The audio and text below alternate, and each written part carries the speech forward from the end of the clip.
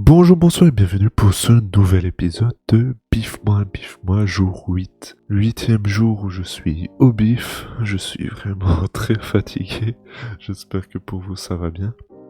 Et commençons sans plus tarder par le premier film que j'ai vu hier, Alien on Stage. Alien on Stage est un documentaire retraçant comment des conducteurs de bus britanniques, il me semble, montent une pièce de théâtre sur le film Alien et comment ils arrivent à faire une prestation dans un grand théâtre londonien. Ah ben, le film, il est formidable. C'est un documentaire feel good, très passionnant. On voit comment des amateurs, oui, arrivent à rendre une pièce de théâtre plutôt de la meilleure façon possible, avec 3 bouts de ficelle et un bout de papier collant, et c'est assez fascinant.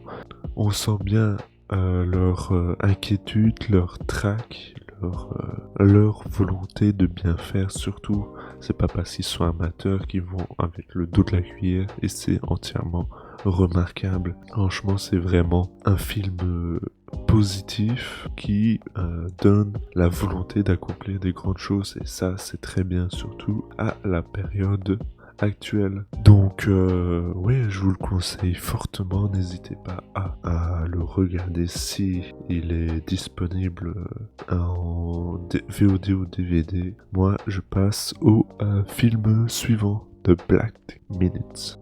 Film très compliqué à aborder puisque je l'ai déjà oublié. Donc je vais vous lire le synopsis du fascicule du bif. Une petite ville pétrolière, sa fâcheuse tendance à laisser traîner des cadavres et des flics pas très épris de justice. Voici la réponse mexicaine à la plume acérée de James Ellroy. Oh, c'est... Ouais, j'ai déjà un peu oublié ce film, donc ça va être très compliqué pour moi de vous en parler. Mais je me souviens de quelques points que j'avais notés dans ma tête. Notamment le fait que le film est un film noir où tout le monde est pourri dans les moindres détails. Il n'y a pas un personnage de positif. Et ça peut avoir l'air d'alourdir le récit. Lorsqu'un personnage noir rencontre un personnage encore plus noir, on se demande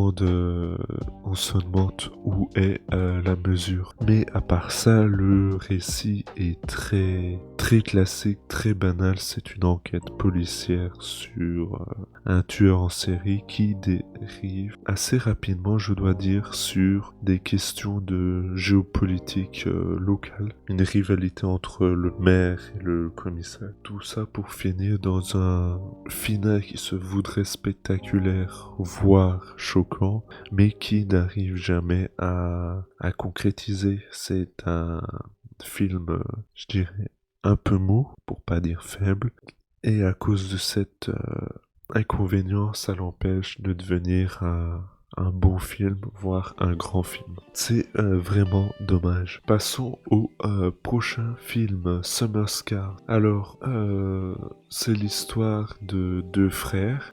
L'un des deux frères tombe d'une falaise quand ils sont petits. Le deuxième frère le ressuscite en lui faisant un bisou. Et suite à cette scène d'introduction, s'enchaîne une espèce de rivalité amoureuse entre les deux frères pour une fille.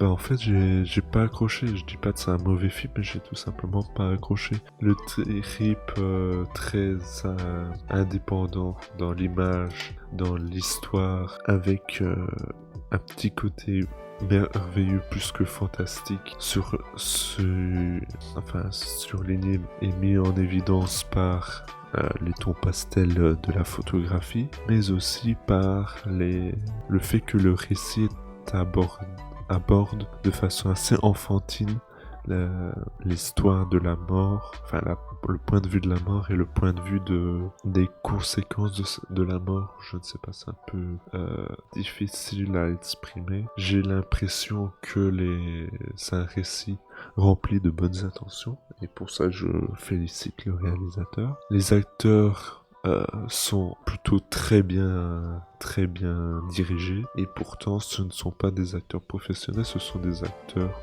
amateurs qui ont été trouvés sur Instagram. Et ça se voit, si je peux me permettre. Ils ont une plastique très très instagrammable. Je ne sais pas si ça se dit, mais j'espère m'avoir fait compris. Mis à part ça, la photographie, oui, j'en reviens à cette dernière. Elle est vraiment très belle, dans des tons pastels, oui, mais aussi très bien composée. Et un souci du cadrage où tout est symétrique, tout est travaillé. C'est vraiment un film très agréable à voir, mais aussi pour sa mise en scène.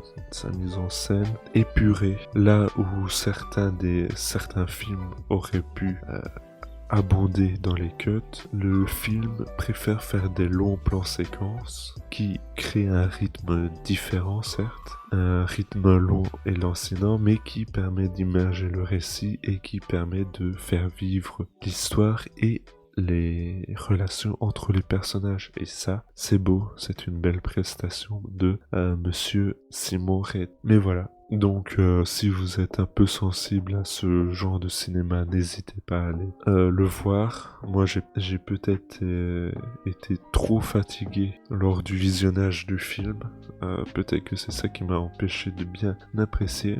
Mais voilà. Et continuons avec Swallow. Swallow qui n'est pas une production Marc Dorcel, mais qui est un film qui raconte comment deux amis, après avoir avalé des paquets de drogue pour qui se transforment en mules, doivent les rendre au trafiquant local. Eh bien, c'est pas très bien. C'est vraiment un film arty qui se veut poétique, mais qu'au final, pas grand chose d'intéressant.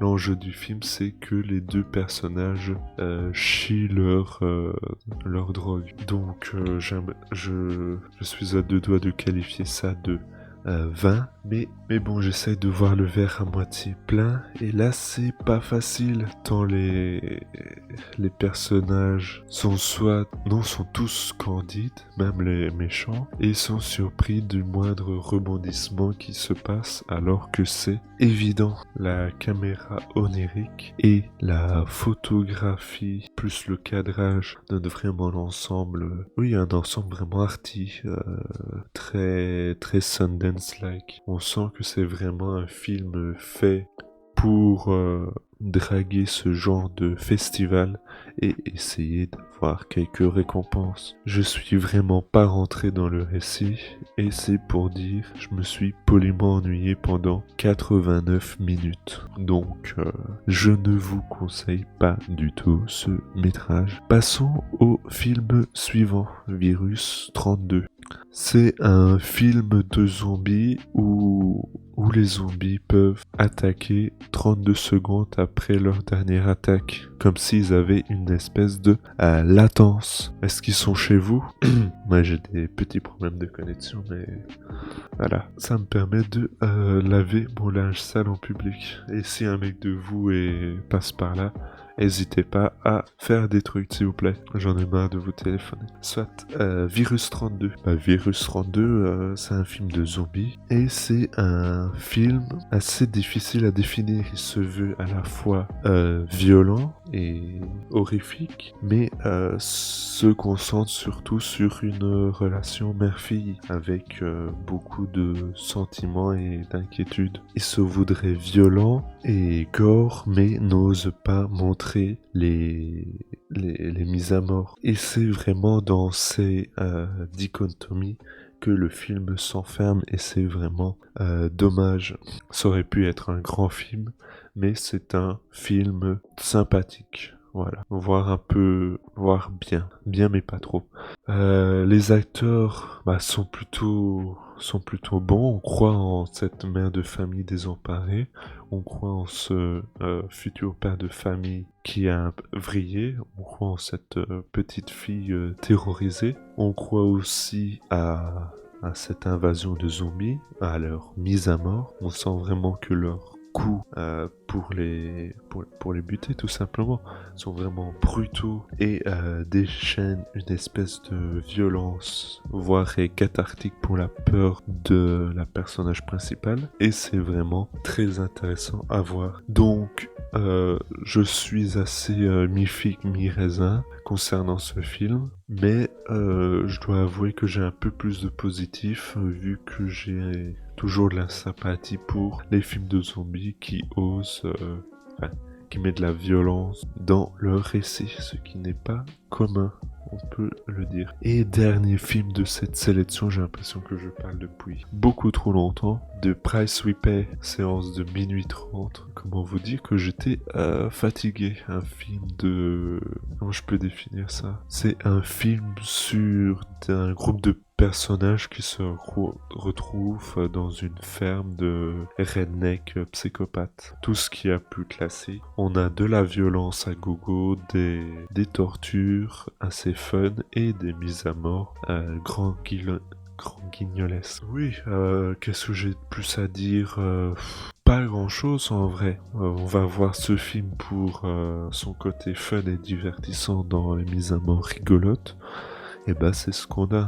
On n'a pas de grand scénario épique sur la vertu des personnages. Non, c'est juste un prétexte pour déplacer les personnages d'une scénette à l'autre et qu'il se passe des trucs plus ou moins violents. Et c'est plutôt agréable. C'est un film brutal qui serait parfait pour un bon vendredi soir avec des pizzas et des bières entre potes. Voilà, qu'est-ce que j'ai d'autre à dire? Bah, pas grand chose. C'est un film très dans l'ambiance du bif, donc foncez le voir en fait. Si vous avez des bières, des pizzas, des potes, je me répète, mais c'est vraiment l'objectif de ce film. C'est absolument pas de faire une réflexion sur le cinéma d'horreur moderne et encore moins passé. C'est une espèce de Stranger. Ouais, c'est The Stranger, le film avec des psychopathes qui tuent une famille dans un camping. Ah voilà, c'est ça, mais en version exubérante et sans aucun complexe. Voilà. Eh ben, que dire d'autre? Bah, tout simplement, on se dit à demain pour un nouvel épisode. Un épisode encore une fois chargé. J'espère que cette vidéo vous a plu. On se retrouve dès demain. Salut, c'était Divan.